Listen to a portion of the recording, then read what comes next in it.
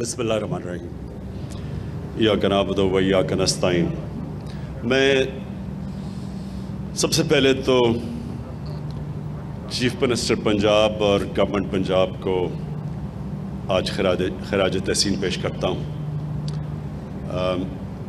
Governor صاحب، ministers, provincial ministers, federal ministers اور ہماری سینئر بیوروکریسی، میں آج آپ سب کے سامنے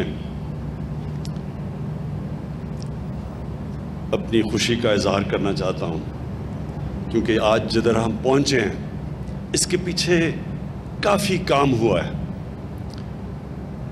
سب سے پہلے تو یہ ممکن ہی نہیں ہو سکتا تھا جب تک ہمارا ایک بڑا امپورٹنٹ قانون تھا فور کلوجر لا، یہ جب تک یہ قانون پاس نہیں ہوتا تھا، یہ عدالتوں میں پڑا ہوا تھا کئی سالوں سے، تو اس کو 2 سال لگے اس قانون کو پاس کرنے کے لیے۔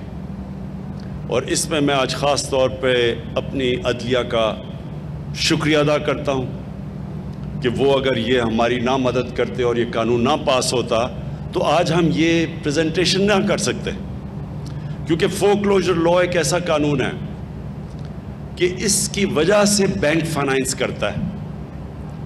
اگر یہ قانون نہ ہو تو بینکس پیسے نہیں دیں گے، جس کو مارگیج فائنانسنگ کہتے ہیں، وہ پاکستان میں نہ ہونے کے برابر تھی۔ ہمارا 0.2% ٹوٹل پاکستان کی مارگیج فائنانسنگ تھی، جو کہ مغرب کے اندر، یورپ میں، امریکہ میں 80% سے اوپر ہے۔ تو اگر یہ نہیں ہے فائنانسنگ، اور جو نہیں تھی ابھی، تو اس کا مطلب کہ اگر آپ کے پاس کیش نہیں ہے، آپ گھر ہی نہیں بنا سکتے، آپ گھر خرید ہی نہیں سکتے۔ تو ساری دنیا کے اندر کیش تو لوگوں کے پاس نہیں ہوتا، لیکن کیونکہ بینکس فائنانس کرتے ہیں، اور یہ جو بھی بات کی گئی کہ جو وہ مہینے کی اپنا کرایہ دیتے ہیں وہی قسطیں بن جاتی ہیں بینکوں کے لیے، اور وہ بینک کو وہ بجائے کرایہ دینے کے بینکوں کو قسطیں دیتے ہیں، اور وہ گھر ان کا اپنا ہو جاتا ہے۔ اور یہ اسی طرح ساری دنیا کے اندر جو ڈیولپڈ ورلڈ ہے اس کے اندر اس طرح لوگ اپنے گھر خرید سکتے ہیں۔ اور اس لیے عام لوگ، تنخواہ دار طبقہ، پولیس والے، سرکاری نوکر، لوور سٹاف، بلکہ مزدور بھی، ان سب کے پاس یہ ہوتا ہے ایک اپرچونٹی کہ ایک اپنی قسطیں دے کے بینکوں کو اور اپنا گھر ہو ان کا۔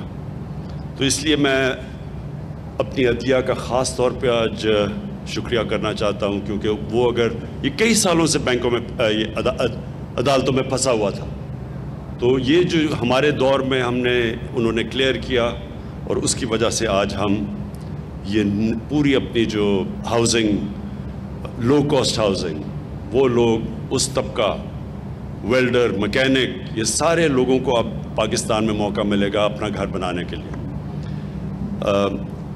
اس کے بعد میں آج ایل ڈی اے کا، عمران منیر، آپ کو، آپ کی لیڈرشپ کے اندر ایل ڈی اے کا جو ابھی لوگوں، آپ نے اپنے جو پرفارمنس تھے ان کو جب آپ نے کھڑا کیا تو مجھے بڑا افسوس ہوا، تالیاں ہی نہیں کسی نے بجائی۔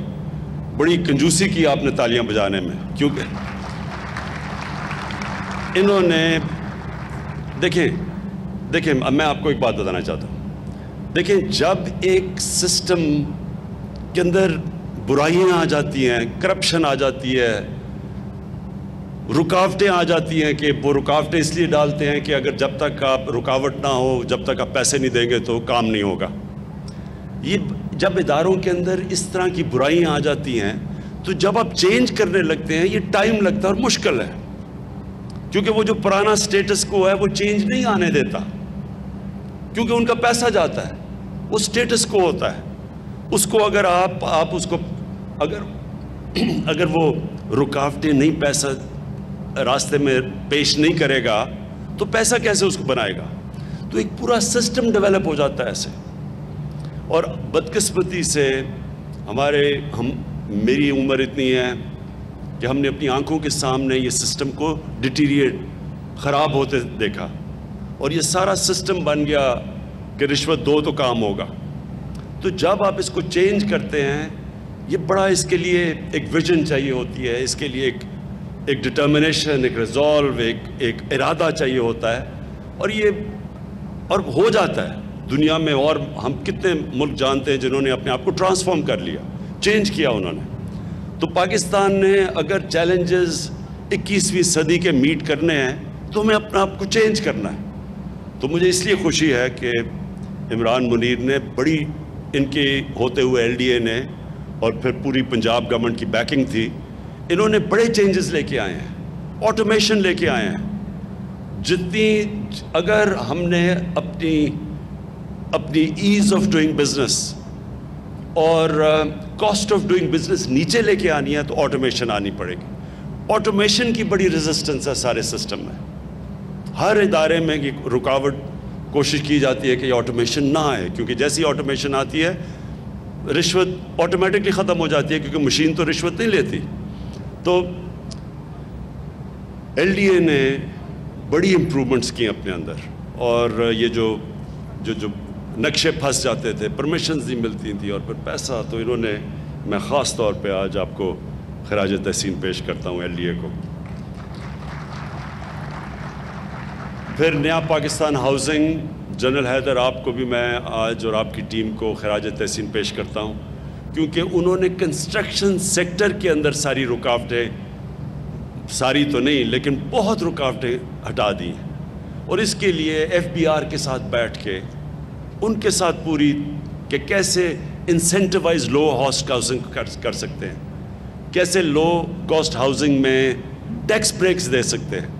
تو یہ بھی ایک بڑا لمبا پروسیس تھا۔ پھر بینکوں کے ساتھ بیٹھے، اسٹیٹ بینک کے ساتھ بیٹھے کہ اسٹیٹ بینک کے ساتھ انہوں نے، پھر اسٹیٹ بینک نے لیڈرشپ دی بینکس کو، کیونکہ بینکس کو عادی نہیں ہے بینکس کہ چھوٹے لوگوں کو قرضہ دیں ہاؤس فائنینسنگ کے لیے، کیونکہ یہاں تو کانسیپٹ تھا ہی نہیں۔ تو اس کے لیے بھی جنرل حیدر نے اسٹیٹ بینک کے ساتھ بیٹھ کے، ایف بی آر کے ساتھ بیٹھ کے، پھر یہ جو اتھارٹیز کے ساتھ بیٹھ کے ون ونڈو آپریشن کی طرف جانے کے لیے بڑی کوشش کر کے آج تک ہم یہاں پہنچے ہیں۔ اور اس کا سب سے واضح چیز یہ ہے کہ پچھلے اس ایک مہینے کے اندر پاکستان کی تاریخ کی سب سے زیادہ سیمنٹ کی سیلز ہوئی ہیں، سب سے زیادہ سیمنٹ بکا ہے۔ تو اس کا مطلب یہ کہ کنسٹرکشن سیکٹر اب آگے بڑھنا شروع ہو گیا ہے، اور کنسٹرکشن سیکٹر ایسا ہے کہ 30 اور انڈسٹریز کنسٹرکشن کے ساتھ جڑی ہوئی ہیں۔ تو بیسکلی اگر ایک سیکٹر جس سے ساری اکانومی اٹھتی ہے، جس سے روزگار ملتا ہے، اور ہمارے لیے بڑا چیلنج ہے روزگار، ہمارا ینگ پاپولیشن ہے، روزگار ملتا ہے، گروتھ ریٹ بڑھتی ہے، ویلتھ کریشن ہوتی ہے، وہ ہے کنسٹرکشن سیکٹر۔ اور یہ جو کوششیں سب نے کی، اتھارٹیز نے، ایل ڈی اے نے، سی ڈی اے نے، ادھر پشاور ڈیولپنگ اتھارٹی نے، انہوں نے بڑا کام کیا یہ آسانیاں پیدا کرنے کے لیے، اور پھر نیا پاکستان ہاؤسنگ نے ان کے ساتھ، سب کے ساتھ مل کے کوآرڈینیٹ کیا، پھر بینکنگ سیکٹر۔ اور آج میں اسپیشل خراج تحسین پیش کرنا چاہتا ہوں پنجاب بینک کے پریزیڈنٹ ظفر صاحب کو، کیونکہ انہوں نے باقی بینکوں سے بڑے آگے بڑھ کے انہوں نے کام کیا اور بڑا فیسیلیٹیٹ کیا۔ بینکنگ کے اندر بھی لیڈرشپ چاہیے۔ ہر بینک کا جو ہیڈ ہوتا ہے اس میں ویژن نہیں ہوتی، وہ تو یہ دیکھتا ہے کہ کس طرح میں نے نفع کمانا ہے، لیکن جو آؤٹ اسٹینڈنگ بینکرز ہوتے ہیں وہ یہ سمجھ آتے ہیں کہ جتنا آپ اکانومی کو گرو کروائیں گے تو سب کا ہی فائدہ ہوگا، بینکنگ کا بھی فائدہ ہوگا، کہ جتنی بڑی اکانومی ہوگی اتنا ہی بینکس کے پروفٹس ہوں گے۔ تو اس کے اندر کئی دفعہ بینک مینیجرز آسان راستہ لے لیتے ہیں، ڈپازٹس، گورنمنٹ کے ڈپازٹس رکھوا کے۔ تو کئی جو اب آؤٹ اسٹینڈنگ نظر آ رہے ہیں مجھے بینکس، جو کہ اب اکانومی کو اٹھانے کی کوشش کر رہے ہیں، اس میں سے بینک آف پنجاب سب سے آگے، اور میں پھر سے آپ کو خراج تحسین پیش کرتا ہوں۔ میں آخر میں جو بات کہنا چاہتا ہوں وہ یہ ہے کہ دیکھیں، ایک جب لوگ کہتے ہیں جی نیا پاکستان کدھر ہے، جی نیا پاکستان، مدینہ کی ریاست کیا کدھر ہے جی مدینہ کی ریاست، تو میں آپ سب کو بتانا چاہتا ہوں دیکھیں یہ نیا پاکستان اور جو ہم نیا پاکستان ماڈل کرتے ہیں کہ نبی صلی اللہ علیہ وسلم نے جو ایک ایسا دنیا میں مدینہ میں ماڈل بنایا تھا جس کے اوپر دنیا کا سب سے عظیم سویلائزیشن بنا تھا، وہ کوئی اصولوں کے اوپر بیس تھا، 2 اصولوں پہ تھا۔ ایک رول آف لا، یہ یاد رکھیں قانون کی بالادستی۔ کبھی دنیا میں کوئی سویلائزیشن اوپر نہیں آیا جس کے اندر قانون کی بالادستی نہیں ہوئی۔ جب ہمارے نبی صلی اللہ علیہ وسلم نے کہا تھا کہ تمہارے سے پہلے بڑی قومیں تباہ ہوئیں جدھر طاقتور کے لیے ایک قانون اور کمزور کے لیے دوسرا قانون، یعنی کہ قانون کی بالادستی نہیں تھی۔ اور پھر انہوں نے دوسری بات کہی کہ میری بیٹی فاطمہ بھی اگر قانون توڑتی ہے اس کو بھی سزا ملے گی، کوئی قانون سے اوپر نہیں ہے۔ اور وہ بیسس تھا ایک چیز کہ جس کے اوپر ایک دنیا کا عظیم سویلائزیشن کھڑا ہوا۔ یاد رکھیں شروع میں آتے ساتھ ہی وہاں دودھ کی نہریں نہیں بہہ رہی تھی مدینہ میں، مشکل وقت تھا، بھوک تھی، غربت تھی مسلمانوں میں، خطرہ تھا، لیکن جو بنیاد رکھی گئی قانون کی بالادستی کے اوپر، انصاف پہ، رول آف لا پہ، وہ بیسس بنا ایک سویلائزیشن کا اوپر آنے کا۔ اور جو بھی سویلائزیشن اوپر آیا ہے وہ باقی لوگوں سے زیادہ اس سویلائزیشن میں قانون کی بالادستی ہوتی ہے۔ جو سب سے خوشحال ملک ہیں اسکینڈینیویا، ادھر آپ چلے جائیں کہ یورپین ملک جرمنی، انگلینڈ چلے جائیں، سب سے زیادہ چیز یہ ہے کہ کوئی قانون سے اوپر نہیں ہے، وہاں کوئی پریولیج کلاس نہیں ہے، کوئی یہ نہیں کہہ سکتا کہ جی باقیوں کے لیے قانون ہے، میں تو قانون سے اوپر ہوں، مجھے تو ملک کا قانون ہاتھ نہیں لگا سکتا۔ تو ایک یہ ہے، اور اس کے لیے آج پاکستان میں آپ دیکھ رہے ہیں کہ پوری مکمل جنگ چل رہی ہے، بڑے بڑے مافیاز ہیں، پہلی دفعہ ان کو قانون کے نیچے لانے کی کوشش ہے، بڑے بڑے پولیٹیکل مافیاز ہیں، ان کو وہ ریزسٹ کر رہے ہیں قانون کا۔ اور یہ ہے اصل میں ڈیفائننگ مومنٹ پاکستان کا کہ انشاءاللہ جیسے جیسے ہم قانون کی بالادستی قائم کریں گے ایک معاشرہ آزاد ہو جائے گا۔ معاشرہ آزاد ہی تب ہوتا ہے، میریٹوکریسی آتی تب ہے جب قانون۔ اور دوسری چیز، انہوں نے ایک انسانیت کا نظام لے کے آئے تھے، فلاحی ریاست، غریب تھے، مسلمانوں کے پاس پیسہ نہیں تھا مدینہ میں، لیکن انہوں نے ایک انسانیت کا نظام لے کے آئے تھے۔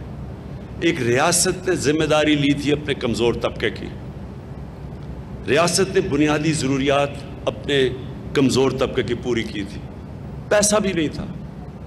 تو ہم بھی وہ کوشش کر رہے ہیں۔ سب سے پہلے بہت بڑا ایک نعمت اس قوم کے لیے، غریب آدمیوں کے لیے، health card, health insurance universal coverage, جو اب اس وقت پختونخوا میں سارے شہری کور ہو چکے ہیں۔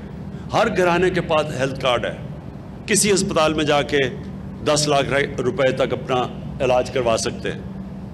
یہ تو ڈیولپڈ ملکوں میں بھی یونیورسل ہیلتھ کوریج نہیں ہے۔